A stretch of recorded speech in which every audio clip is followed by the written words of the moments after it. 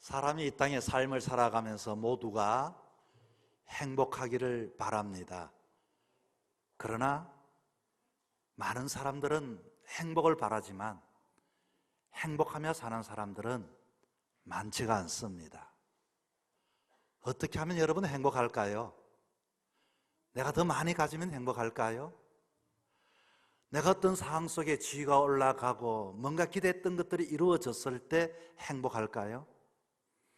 그래서 우리는 인생의 삶을 살아가면서 전생의 삶을 거기에 몰두하며 살아가지만, 그래서 내가 원했던 것을 얻고 누리며 살아가지만 얼마 가지 않아 그 행복은 또 그렇게 사라지는 경우가 많이 있습니다. 영국 속담에 여러분 이런 속담이 있습니다. 행복하기 원하는가? 하루가 행복하려면 이 말을 해라. 일주일 행복하려면 여행을 가라. 뭐 그런 것 같습니다. 여행 여러분 일주일 갔다 오면 참 행복하죠. 그러나 여행도 10일, 20일, 30일 계속 다니면 여행도 피곤하여 빨리 집에 가고 싶어집니다. 한 달 행복하려면 집을 사라. 집을 사서 얼마나 좋습니까? 그러나 한 달을 살다 보면은 여기 수리할 게 있네.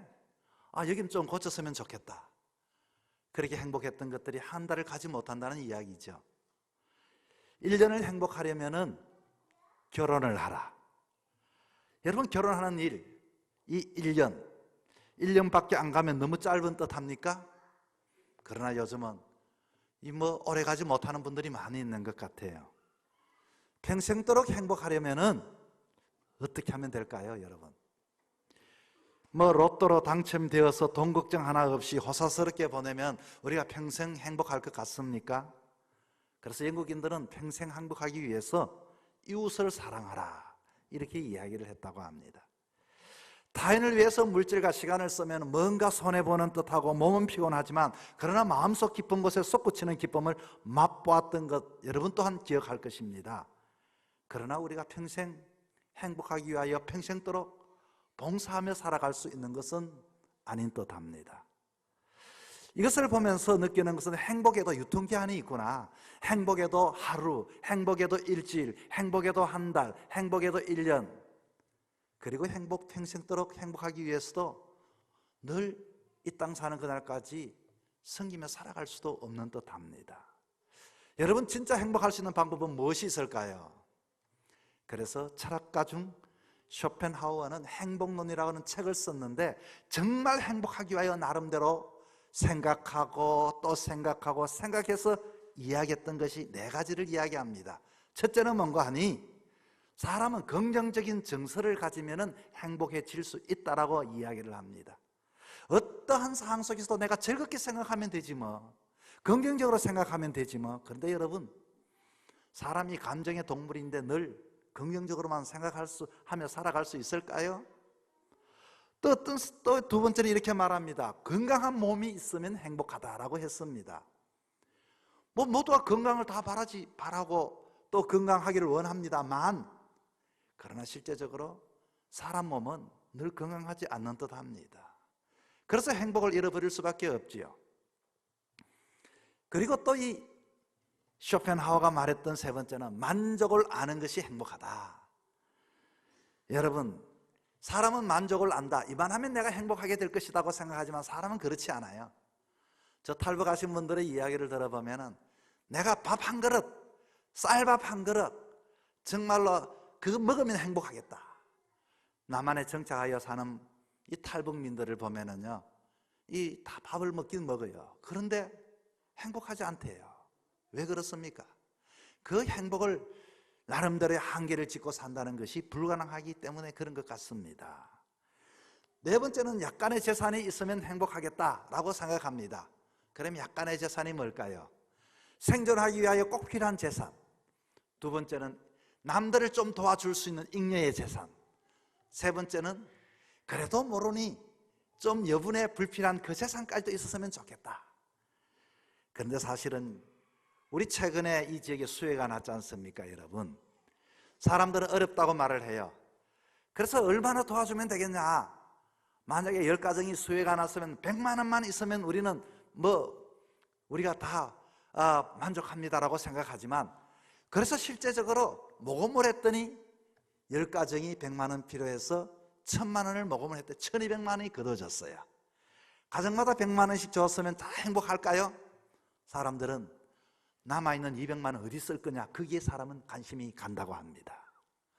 그 200만 원, 남아있는 200만 원 때문에 받은 100만 원에 감사한 것이 아니라 그것 때문에, 잉여의 재산 때문에 가족이 싸우고, 형제가 싸우고, 아버지가 어머니가 싸우고.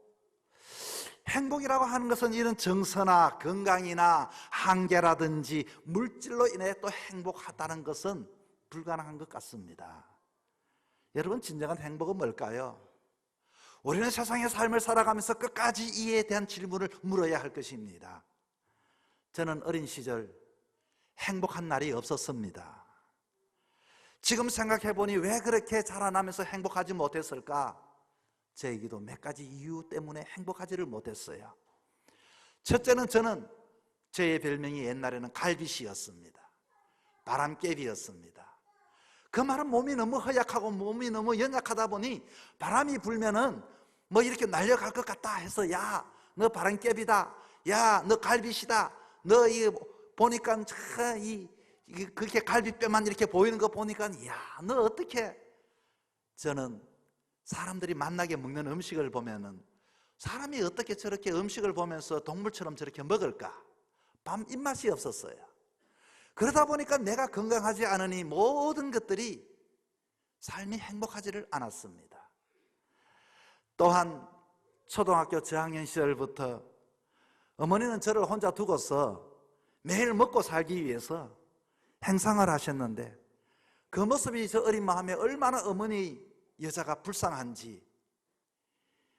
어머니는 아침에 나 혼자 촌에 가서 그 양기하는 그 나 혼자에게 달걀을 바꿔서 오후에 행상을 하기 위하여 장사하기에 나갑니다. 한 달아이 들고 나가서 다 팔고 나면 너무 좋아서, 또 저녁에도 해가 지려고 하는 그때 또 이렇게 또 가서 또 물건을 띠다가 또 이렇게 팔러 나가십니다. 저는 어린 마음속에 혼자 집에 있어야 하는 것이 무섭고 두렵고 고독했습니다. 그리고 어머니의 모습을 보면서 너무 불쌍하게 여겨졌습니다. 그 모습을 자랐으니 저에게 행복이라는 게 있겠습니까? 아빠 손이라든지 엄마 손을 잡고서 놀러 갈 그런 일들이 있었겠습니까? 뿐만 아니라 사춘기가 들어서도 세상을 보는 눈이 빼딱이 눈을 가졌습니다. 부자들, 잘 사는 사람들을 보면은 저 사람은 무슨 부정을 해서 저렇게 잘 살까? 사람이 때로는 웃는 모습의 사람을 보면은 저 사람 마음에도 웃고 있을까? 저것은 가식이 아닐까? 말 잘하는 사람을 보면은 저 사람은 또 사람을 만나 무슨 사기를 치려고 저렇게 말을 잘할까? 세상의 모든 것들이 다 빼딱하게 보이니까 내 마음에는 행복하게 보이지가 않았습니다. 당시 고등학교 취업반에 다녔을 때에 저는 제 마음속에 한 가지 생각이 떠올랐습니다. 아니, 내가 취업을 해도 고작 사람들 밑에 일하는 그게 어떻게 사람이 그렇게 살 수 있을까? 물론 취업도 되지 않았고, 물론 장래에 대한, 미래에 대한 불안도 있었고, 물론 나를 생각해주는 사람도 없었고, 늘 고민과 늘 걱정과 늘 불만과, 어떤 누구도 환영해주지 않으니 세상이라는 것은 빨리 뭔가 뒤집어져야 되고, 뭔가 이 세상이나 하나님이라는 존재도 예수를 어릴 때부터 믿었지만은 그 예수님의 가슴속에 부딪혀 오지를 않았습니다. 제 인생이 불행하다고 생각했습니다. 저는 하나님 앞에 나가 따지기로 작정했습니다. 하나님은 공정하신 하나님이고 사랑이 많은 하나님인데 내 인생은 왜 이렇게 부잣집에 태어나지도 않았고, 왜 이렇게 우리 가정은 이렇게 모두가 고독하고 외롭고 모두 내가 이와 같이 하나님 힘든 삶을 살아가야 하느냐고 따져 물었습니다. 그렇게 기도하다가 나도 모르게 그 기도의 깊이에 들어가서 기도하고 기도했을 때 내 앞에 환한 빛이 나를 비추더니 나를 안아주시는 하나님을 내가 경험하게 되었습니다. 그러면서 내 마음속에 들려왔던 것은 너는 혼자가 아니다. 나는 늘 언제나 너와 함께 할 것이다. 너는 이 세상 속에서 그렇게 살 존재가 아니라 너는 늘 언제나 내가 너를 사랑하고 구원하고 너를 높이 들리라. 뿐만 아니라 내가 너를 구원했고 너에게도 사명이 있다. 역할이 있다. 자업이 있다. 해야 할 일이 있다. 저는 그 마음, 주의 그 음성을 듣고서 제 마음속에 회개하고 감사하고 내 마음에 기쁨이 솟구쳐 올랐습니다. 여러분, 저는 지난날에 그 어릴 때부터 사춘기와 청소년기를 지나면서 저는 신분이 너무 많이 변화되어졌고 늘 언제나 내 배후에는 하나님의 계심을 경험하게 되어졌고 어떤 상황 속에서도 하나님이 내 편이 되어 이기심을 경험하게 되었습니다. 다음 주일이 여러분 추수감사절입니다. 가만히 생각해 보니 감사일밖에 없습니다. 오늘 본문 여러분이 읽었던 본문이 뭐라고 말합니까? 오늘 본문 이스라엘아 너는 행복한 사람이라고 말했습니다. 과연 오늘 본문 속에서 무엇이 행복하기에 행복하다라고 말을 할까요? 첫째는 하나님을 만남을 통한 사람들은 행복한 사람이 되는데 구원을 받았기 때문에 행복하다라고 이야기를 합니다. 여러분, 오늘 본문에 이렇게 말합니다. 이스라엘이여 여호와의 구원을 너같이 얻은 백성이 누구냐? 이게 여러분 무슨 말입니까? 이 땅의 백성이 구원을 얻었다는 것은 위기를 탈출했다는 것입니다. 과거에는 그런 신분이었지만 그런 환경이 있었지만 내가 너를 구원하여서 새로운 사람을 만들었다는 것입니다. 하나님을 만나게 되어지면은 과거의 모든 신분에서부터 새로운 신분을 하나님의 자녀가 되는 신분을 주시고 뿐만 아니라 구원의 하나님 은총을 베풀어 주신다는 것입니다. 여러분, 이 말씀이 과연 무슨 말일까요? 고린도후서 5장 17절 말씀에 그런즉 누구든지 그리스도 안에 있으면 새로운 피조물이라 이전 것은 지나갔으니 보라 새 것이 되었도다. 여러분, 누구든지 주님 안에 있으면 주님을 만나게 되면 새로운 피조물이 됨을 믿을 수 있기를 바랍니다. 참된 행복은 예수님을 만나게 될 때 신분이 변화되어 나 같은 사람도 구원받고 새 생명 얻고 영생 얻는 것을, 이것이 여러분 행복이 아니고 무엇이겠습니까? 두 번째는 하나님을 만나게 되면은 이 세상 속에 하나님이 나의 백그라운드가 되어주셔서 나를 도와주십니다. 여러분, 이것은 무엇입니까? 관계의 회복입니다. 지난날에는 나 혼자만 있는 줄 알았지만 하나님은 나와 관계를 맺자고 말합니다. 하나님은 나와 함께 하자고 말씀합니다. 오늘 본문은 이렇게 말씀하지요. 그는 너를 돕는 방패시요 너 영광의 칼이시로다. 여러분, 이게 무슨 뜻인가요? 하나님이 너의 방패가 되어주신다는 것입니다. 하나님이 너의 칼이 되어주신다는 것입니다. 때로는 세상의 삶을 살아갈 때 억울한 일이 얼마나 많습니까? 세상을 살아갈 때마다 답답한 일이 얼마나 많습니까? 세상을 살아갈 때마다 두려운 일이 얼마나 많습니까? 그러나 하나님이 하나님과의 관계를 맺게 되어지면, 하나님이 내 아버지가 되어주시면 하나님이 내 인생의 방패가 되어주시고 하나님이 내 인생의 칼이 되어주셔서 우리를 도와주신다고 약속하신 것입니다.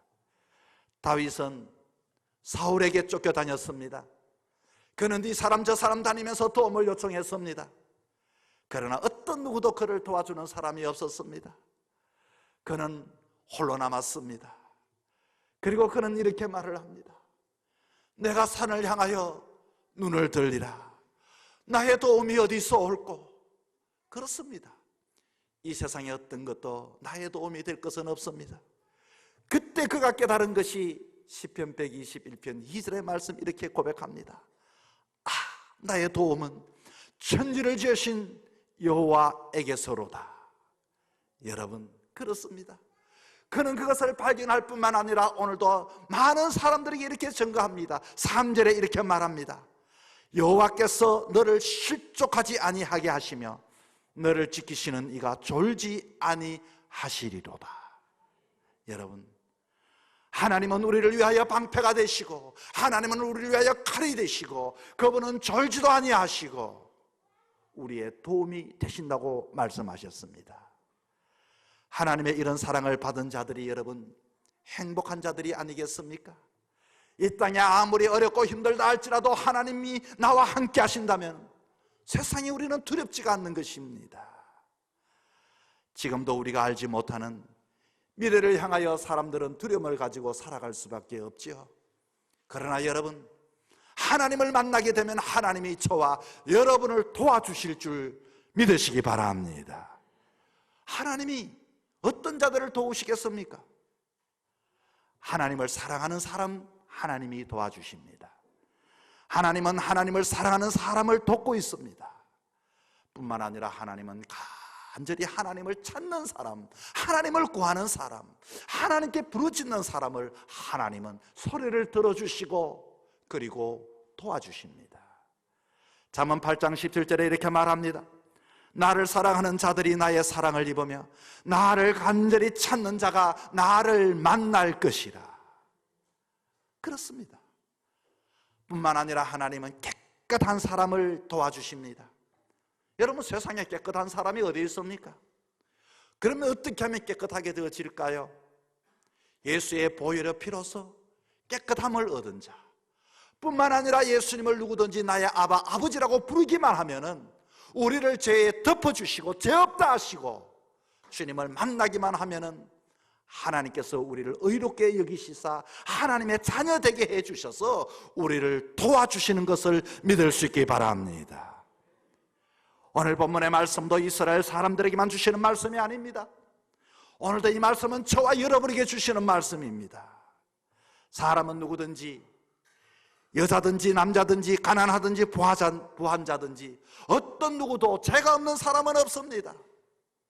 그럼에도 불구하고 주님은 죄를 가지고 있음에도 불구하고 주님에 나아가기만 하면은 의롭다 여겨주시고 우리의 소리를 들어주시고 우리의 도움이 되어주시고, 여러분, 주의 도움으로 힘든 인생의 삶 살아가면서도 행복한 삶을 살아가는 저와 여러분 되기를 축복합니다. 세 번째는 그 만남을 통하여 우리에게 승리를 주시기 때문에 우리는 행복한 사람인 것입니다. 오늘도 많은 사람은 승리하기 위하여, 이기기 위하여, 얻기 위하여 살아갑니다.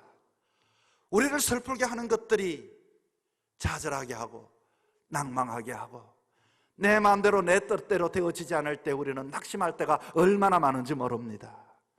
세상은 여러분 만만하지가 않습니다.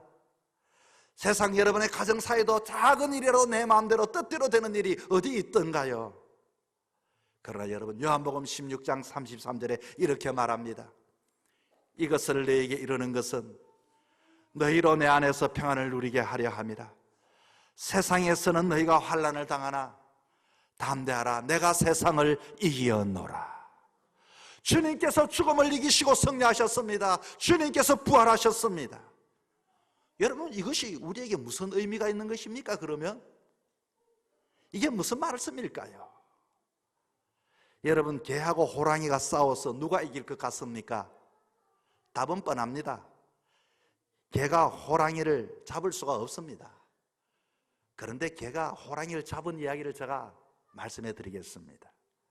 상담심리 대가인 정태기 교수님이 이렇게 미국을 방문했을 때 마중 나온 이 강동만 집사님이라는 분이 사업을 하시는데 이분이 초대를 하여 식사를 하고 이야기를 나눴다고 합니다. 이분의 취미는 사냥하는 것이었습니다. 사냥에 대한 이야기를 하면서 자기 개가 호랑이를 잡았다는 이야기를 한 겁니다. 그래서 아주 관심 있게 그 이야기를 한번 들어봤습니다. 어느 날 광 집사님이 폭설에 뒤덮인 근처의 산으로 사냥개 2마리를 데리고 사냥을 하러 나갔습니다. 그런데 예전과 같이 2마리의 사냥개가 쏜살같이 막 앞으로 달려가더니 지점에서 막 달려갑니다. 개들의 소리가 들려와서 사냥감이 앞에 있구나 싶어서 이 강집사님은 총을 들고 뒤를 따라가면서 그 개를 쫓아 따라갑니다. 그런데 깜짝 깜짝 놀랄 일이 앞에 벌어진 것입니다. 호랑이가 쿵 소리를 내며 바닥으로 지금 떨어져 막 이렇게 있는 모습을 봤습니다. 그래서 여차없이 그 총을 쐈다는 것입니다. 이야, 어떻게 이게 가능할까? 어떻게 사냥개들이 호랑이를 그렇게 밀어붙였을까? 사냥개가 호랑이를 잡은 이 사건은 지역 신문에 난 사건이라고 합니다. 여러분, 상식은 개는 호랑이 앞에서 오금도 펴지 못하는 그런 동물입니다. 그런데 그 사냥개가 어떻게 해서 그 호랑이를 밀어붙였냐 하는 것입니다. 그것은 여러분, 그동안의 이 사냥개의 경험으로 주인 앞에서 사냥개가 이렇게 나섰을 때에 자기가 짚고 쫓아갈 때는 뒤에 있던 주인이 언제든지 총을 쏘아주는 것을 이 사냥개는 알고 있었기 때문에, 그래서 때로는 곰을 여러 번 사냥한 경험이 이 사냥개에도 있다는 것입니다. 이 자신들의 오금을 저리게 하는 어떤 동물도 자기가 짚고 앞으로 나가기만 나가면 주인은 쫓아와서 이 총을 가지고 쏴서 그 앞에 쓰러지지 않는 것들이 아무 동물도 없었다는 것입니다. 그런데 이 호랑이가 앞에 나타난 겁니다. 내 뒤에는 주인이 있고 주인이 총 앞에 쓰러지지 않는 것이 없다. 그들은 두려웠지만 예전처럼 그렇게 짖으면서 앞으로 몰아갔더니 호랑이는 모든 짐승들이 보면 자기를 다 두루루 떠는데 얼마나 당황하고 순간적으로 이게 무슨 일이지 하다가 뒷걸음질 치다가 나무에 쿵 하가 미끄러져 버렸다는 겁니다. 여차없이 총을 가지고 쐈던 것이죠. 여러분, 이 이야기를 들으면서 우리는 무엇을 깨닫게 되어집니까? 우리들은 연약합니다.